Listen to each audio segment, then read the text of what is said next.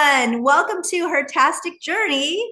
I have today on the podcast Joanne Newborn. Joanne and I met at a business development conference, over a year and a half ago, almost 2 years Yeah, now, I think. yeah. Yeah. So I'd like to welcome her. Thank you, Joanne, for coming on Her-Tastic Journey. So, real Thanks quick, for having me. Joanne spent over 2 decades in the corporate landscape in sales, marketing, strategy, and management, building and leading teams across North America.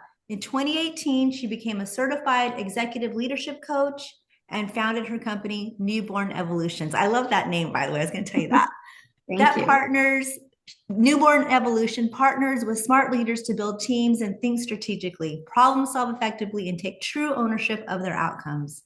She and her team of exemplary coaches, consultants, and trainers have worked with over 100 organizations in 50 countries all around the globe, building leaders and high impact teams from individual contributors to the C-suite.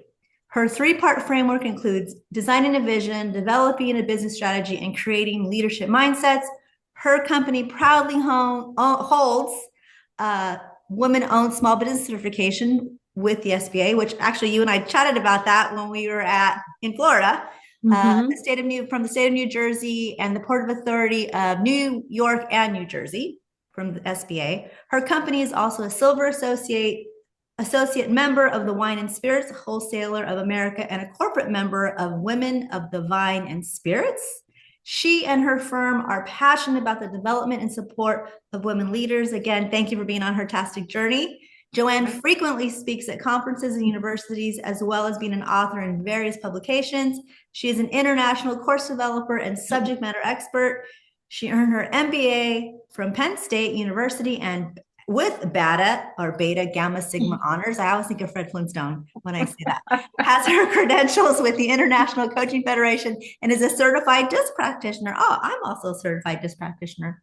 Her Wonderful. gratitude is her attitude. And I will say, yes, I agree with that. Welcome, Joanne Newborn from Newborn Evolution. Thank you. Thank you so much for having me. I'm really excited to Oh, be I'm here happy for to you to talk be to on. you. Yay. All right. So tell me about your journey. How did it start? What's going on with you?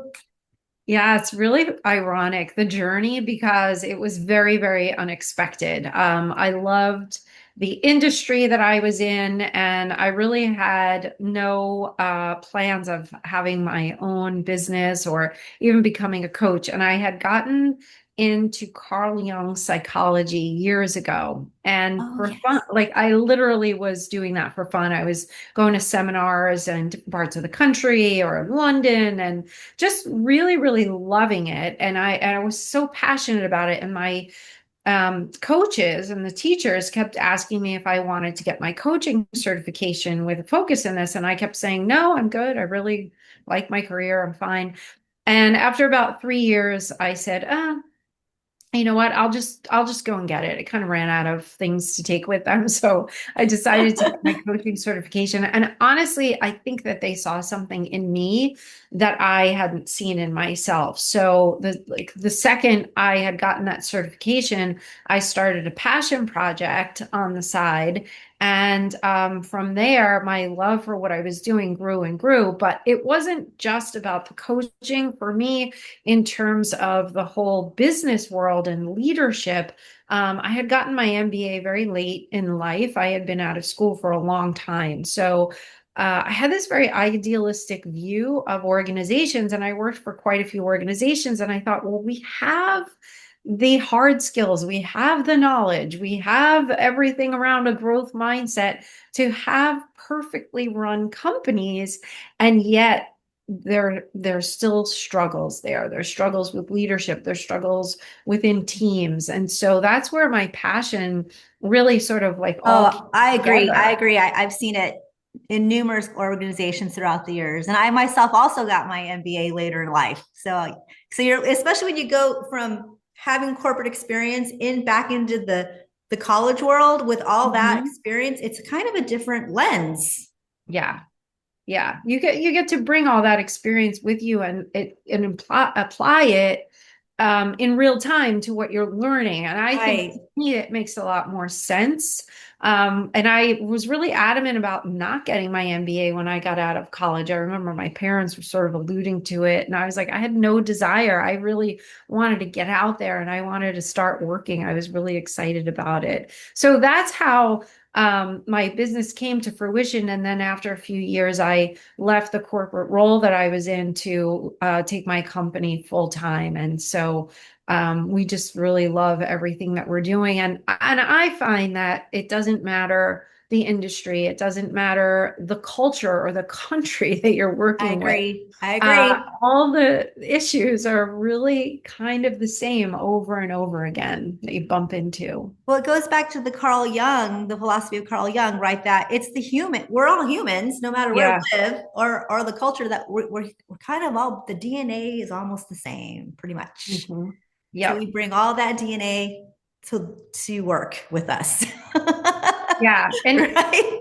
And I would say too, like going back to what I was saying, like, oh, there should be perfectly run companies. Well, people are always cycling in and cycling out, right? We have 5 generations in the workforce today, Right. right? And the boomers are going to be cycling out and more of the Gen Zs.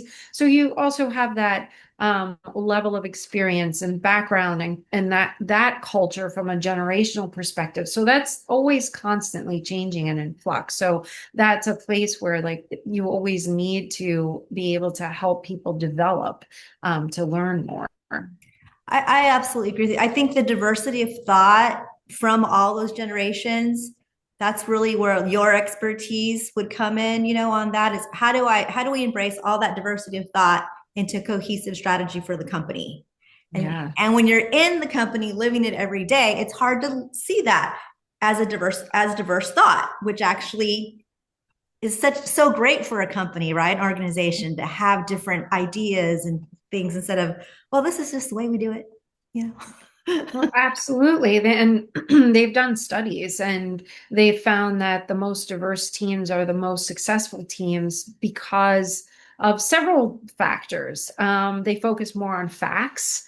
They are more innovative. They challenge each other beyond the status quo. And so there's just a lot more there than, like you said, well, this is the way we've always done things because they come in with fresh ideas, which is, Yes, yes, yes. I have been at organizations where their fresh ideas can get squashed. Wah, wah, yeah. wah, but it is what it is. Yeah.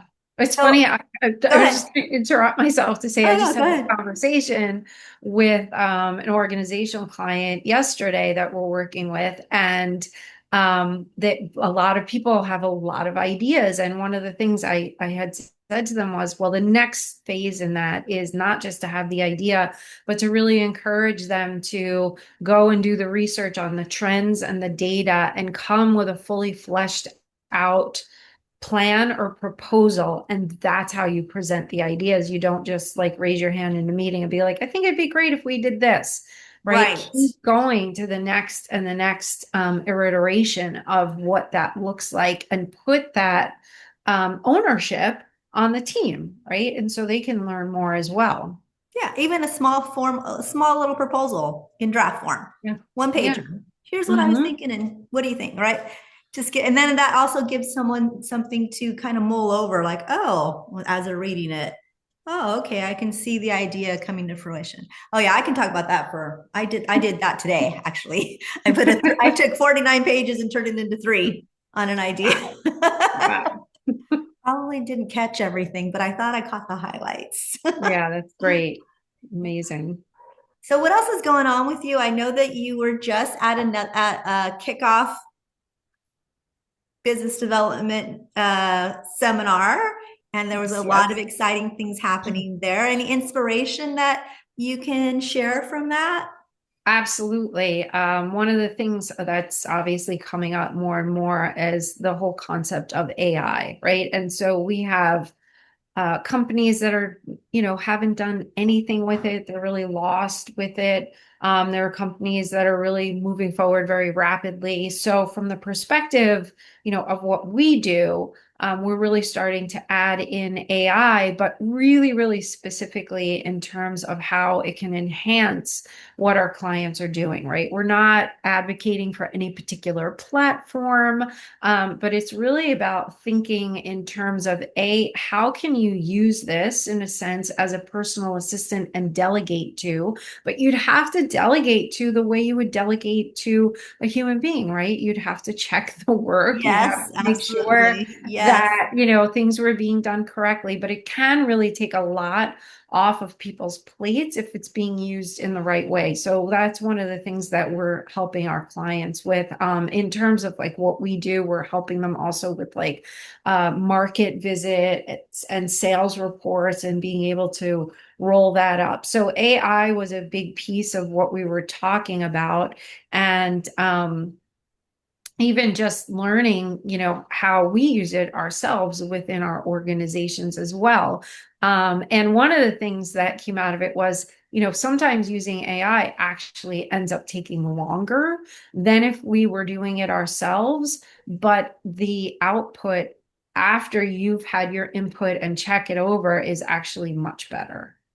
I agree. That's how I ended up with 49 pages. Yeah. So that's how I started with 49 pages. I'm like, what do I need? What do I need? Yeah. Again, going back to, we're never going to lose the human factor. That's never No, going away. But we use tools all the time. right, This is a tool. This is a tool. I was right. watching a show this morning, and one of the speaker said, when I take notes, I use my phone to take notes. Why am I writing my notes out? And I said, oh, why am I writing my notes out? Plus, my writing is awful. I can hardly read my own writing. Yeah, And I said, yeah, and I said to this literally happened this morning. I said, when I start this new contract on Thursday, I'm going to turn on my note taker on my phone and then email it to myself. Like, yeah. what am I doing? So ding. So there you go. Technology, is a tool for us to use. So I 100% I'm on board with all that. Um, my partner over here, my husband, Austin, he's been using AI for years with his business. I barely caught Wow, on a couple years ago. that's amazing. Yeah. And So it keeps evolving just so quickly. And it so I think does. that's part of it too is like for us to also keep up with how it's evolving. I agree. I agree. I have a couple of favorites, but I'm not going to say anything on here because, I don't have any royalty on those companies. So what else is going on, Joanne? If you were going to give some advice to a entrepreneur up and coming, is there anything that you'd like to say? Advice Yes. them. Yeah. Do tell. There's a lot I want to say because I will say uh, many entrepreneurs have not thought far enough down the line to the outcomes they are seeking and how they're going to get there. And I usually say to people, and if we're talking, let's say about coaching, I'm just using that as an example. Most people would like to just hang a sign up and say, I'm a coach and I got my certification and come hire me. I would say 70 to 80% of what entrepreneurs do is marketing, right? And so if you don't like the marketing, or you're not fluent in it, and you can certainly hire someone to help you with that, but you also have to be educated on what kind of marketing you need as well. That's a great But you point. have to be on board for that because you could have the best product in the world, you could have the best service in the world, but if you don't know how to market yourself or get the help to do that, it's going to be very difficult to be successful. And the marketing is not only the social media or the digital or the website. It's also marketing in terms of getting out there and meeting people and networking and filling your pipeline. In fact, before I was here with you, I was in another meeting, a client meeting for an organization that we subcontract with. And that's the whole meeting was about this in terms of this team and how it was really uncomfortable for them to get out and network, right? It's not really in their comfort zone for what they do. And yet I would say all businesses, you're going to have some kind of element of that. So find out how you can get comfortable with it. Again, a person needs coaching, on how to build your network leadership. We do a lot around network leadership because everyone thinks oh, I'm going to have to go stand in a room of 100 people I don't know and talk to them. And I just want to die, thinking about that. Network leadership is not that. There are so many other ways that you can get out there and network and meet people. So it's really a combination of so many different things. If you want to be an entrepreneur, it's not just here's my product, here's my service, come hire me. So that would be a starting point. I would also say make sure that you are keeping up on the trends that are going on in I the agree. industry Yes, that yes, you're yes. in. Get as much data as you can about the industry that you're in and making sure that you are this trusted expert in whatever it is that you do, not just in your own little world, but beyond it. So I was talking to someone who was a health coach recently, and I had asked their opinion on, I had read an article about fasting, and I just read someone's getting I don't know his name, he's getting the Nobel Peace Prize for figuring out that these extended fasts, we actually eat up our unhealthy cells in our Oh yeah, it body. has that weird name, that macro name. Yes, yes. I know who you're talking about. Yeah, I saw a PBS special on that. Yes. And so I had asked this person, what was their perspective on fasting? Macrocopias? Macrocopias? Maybe It's it was gonna bother me. I'm gonna figure it out fascinating. though. And I've also read that fasting isn't as effective with women as it is with men because of hormones and this and that. And so, I was just interested, and the person really didn't know about any of this at all. And that's fine, no criticism. But if you want people to trust you, right, and buy your services, really educate yourself as much as you can on all things in your In industry. your So, industry. Yes. In your wheelhouse, whatever that wheelhouse may look like. And you might have different lines of business, right. So yeah, that's good advice. So make And sure I you would know how to market, Mhm. stay on top of what's happening in industries that you're on. Anything else? Well, the other thing I was going to say is if you don't have the answers, right? Because we're not going to be experts on everything under the sun. But if someone does ask you something and you don't have the answers, then I would encourage you to tell them that you'll get back to them in a few days or a week and go find out some more information. Again, you want to create that trust, right? That the know, like, and trust. Know, like, and trust. Yes, know, like, and trust. Yes, I have. Yes, absolutely. Know, like, and trust. Thank you for that. That's great. So where do we see? Where's newborn? Where are you going? What's happening? What's the evolution? You can see how I'm Yeah. trying to make it work together. Where are you evolving to? Absolutely. Yeah. So what do we have coming up? So in December 5th, we have our executive forum. We do quarterly executive forums where we bring together high level leaders to talk about a particular topic. We're going to be talking about how to make sure that Q1 of 2026 is not a throwaway quarter, which I usually find most organizations are still trying to finalize their strategy, get approvals on budgets from finance, and you have a whole quarter that gets wasted, and now you get to October, November, December of the following year, and everyone's scrambling to make up the numbers. So we're going to be talking about how you can be effective Q1 right out of the starting gate, thinking I about like coming that. out there I think I like might a join racehorse. that. Oh yes, please do. I would love that. I would love That's that. Yeah. great. So I've got an event up on LinkedIn where people can find out more. So Okay, that's I'll probably definitely place that here, and then I'll come back after the event and edit. great. That way it can stay fresh. Or so Yeah. anything else? What else would you like? So we have a few minutes left, just about another minute or so. What would you like to leave Her-Tastic Journey podcast audience of a whole. I think I have 21 people, such a follow. I'm so excited. I only had one. Well, if you want to get in touch with me or learn more about me, either connect with Joanne Newborn, my name is there on LinkedIn, or you can go to newbornevolution.com to learn more about us.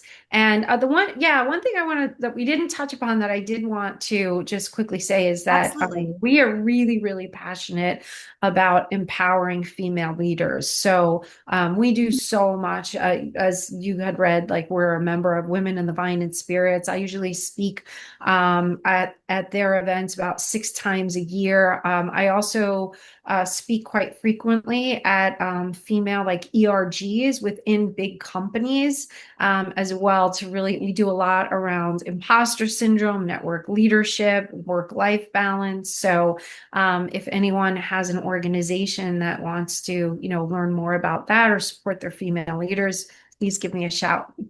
Oh, I didn't know that. Yeah, I haven't heard about an ERG in a few months now.